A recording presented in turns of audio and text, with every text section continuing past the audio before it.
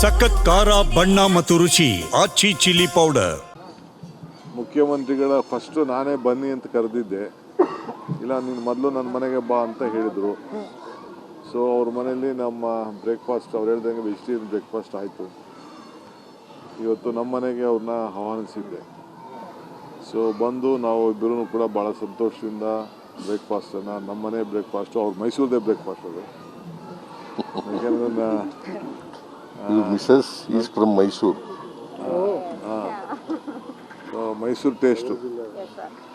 So ಅವ್ರದ್ದೇ breakfast ಅದು. So ಎಲ್ಲ ಬ್ರೇಕ್ಫಾಸ್ಟ್ ಎಲ್ಲ ಮಾಡಿದ್ದೀವಿ. ಮಾಡಿದ್ಮೇಲೆ ರಾಜಕೀಯವಾಗೂ ಕೂಡ ಚರ್ಚೆ ಮಾಡಿದ್ದೀವಿ. ನಮಗೆ 4 MLC ಸೀಟ್ ಅನೌನ್ಸ್ಮೆಂಟ್ ಮಾಡಬೇಕಾಯಿತು. ಸೊ ಸುರ್ಜಿವಾಲ ಹತ್ತವು ನಾವಿಬ್ಬರು ಸೇರಿ ಮಾತಾಡಿದ್ದೀವಿ. 1 ಸೀಟ್ ಬಗ್ಗೆ ಸ್ವಲ್ಪ ಅವ್ರದ್ದೇನೋ ಇತ್ತು, ಕೆಲವು ಲೀಡರ್ಸ್ಗಳ ಹತ್ರ ಮಾತಾಡ್ತೀವಿ ಅಂತ ಹೇಳ್ತಾ ಇದ್ದಾರೆ. ಯಾಕೆ ಅನೌನ್ಸ್ ಮಾಡಬೇಕಾಯ್ತು. ನಮ್ಮ ಪ್ಯಾನಲ್ನ ನಾವಿಬ್ಬರು ಮಾತಾಡ್ಬಿಟ್ಟು ನಮ್ಮ ಲಿಸ್ಟ್ನ ಕಳಿಸ್ಕೊಟ್ಟಿದ್ದೀವಿ. ಆ ವಿಚಾರ ಕೂಡ ಚರ್ಚೆ ಮಾಡಿದ್ದೀವಿ. ಪಕ್ಷದ ವಿಚಾರ ಕೂಡ ನಾವು ಚರ್ಚೆ ಮಾಡಿದ್ದೀವಿ. ಸರ್ಕಾರದ ವಿಚಾರ ಕೂಡ ಚರ್ಚೆ ಮಾಡಿದ್ದೀವಿ. ಸೊ ಅಸೆಂಬ್ಲಿ ವಿಚಾರ ಕೂಡ ಚರ್ಚೆ ಮಾಡಿದ್ದೀವಿ. ಚರ್ಚೆ ಮಾಡಿ ನಾವು ಯಾವ ರೂಪರೇಷೆಗಳನ್ನು ತರಬೇಕು, ಶಾಸಕರಿಗೆ ಏನು ಸಂದೇಶ ಕೊಡಬೇಕು, ಯಾವ ರೀತಿ ಹೋರಾಟ ಮಾಡಬೇಕು, ಅವ್ರು ಏನೇನು ವಿಚಾರಗಳನ್ನು ತರ್ಬೋದು ಅನ್ನೋದು ಈಗಾಗಲೇ ಮುಖ್ಯಮಂತ್ರಿಗಳು ತಿಳಿಸಿದ್ದಾರೆ. ಅವ್ರು ಏನೇ ತಂದರೂ ಕೂಡ ನಾವು ಎದುರಿಸ್ತೇವೆ. ನಮ್ಮದು ಒಂದೇ ಧ್ವನಿ, ಒಂದೇ ಆಚಾರ ವಿಚಾರ. ಸೊ ನಾವು ಅವ್ರು ಏನು ತಂದರೂ ಕೂಡ ನಾವು ಎದುರಿಸಲಿಕ್ಕೆ ನಾವು ಸಿದ್ಧರಿದ್ದೇವೆ. ಸೊ ನಮ್ಮೆಲ್ಲ ಶಾಸಕರಿಗೂ ಕೂಡ ಅಲ್ಲಿ ಒಳ್ಳೆ ಪಾರ್ಟಿಸಿಪೇಟ್ ಮಾಡೋಕ್ಕೆ ಒಂದು ಅವಕಾಶ ಇದೆ. ಈಗ ಮಧ್ಯದಲ್ಲಿ ನಾವು ಆಲ್ ಪಾರ್ಟಿ ಮೀಟಿಂಗ್ ಬಗ್ಗೆ ಚರ್ಚೆ ಮಾಡಿದ್ವು. 8ನೇ ತಾರೀಕು ಬಹುಶಃ ಹೋಗೋದು ಡೆಲ್ಲಿಗೆ, ಹೋಗ್ಬಿಟ್ಟು ವಾಪಸ್ ಬಂದ್ಬಿಡೋದು ಅನ್ನೋದು ಕೂಡ ನಾವು ಲೆಕ್ಕಾಚಾರ ಇಟ್ಕೊಂಡಿದ್ದೆ. ಯಾಕೆ ನಾವು ಜವಾಬ್ದಾರಿಯನ್ನು ಕೊಡಬೇಕು. ಮಂಗಳವಾರ ಅಸೆಂಬ್ಲಿ ಇದೆಯಲ್ಲ, ಯಾಕೆಂದರೆ ಕಾವೇರಿದು ಜಡ್ಜ್ಮೆಂಟು ಬಂದಿದೆ.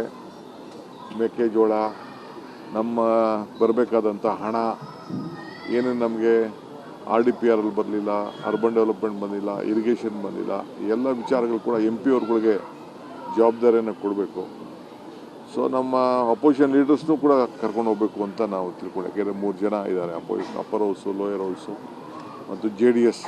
ಅವನು ಕೂಡ ಕರ್ಕೊಂಡೋಗಿ ಒಟ್ಟಿಗೆ ಹೋಗಿ ಮೀಟಿಂಗ್ ಮುಗಿಸ್ಕೊಂಡು ವಾಪಸ್ ಬಂದ್ಬಿಡೋದು ಅನ್ನೋದು ಕೂಡ ಯೋಚನೆ ಮಾಡಿದ್ದೀವಿ. ಸೊ ಇದು ಮುಂದಕ್ಕೆ ಇವತ್ತು we are taking it forward.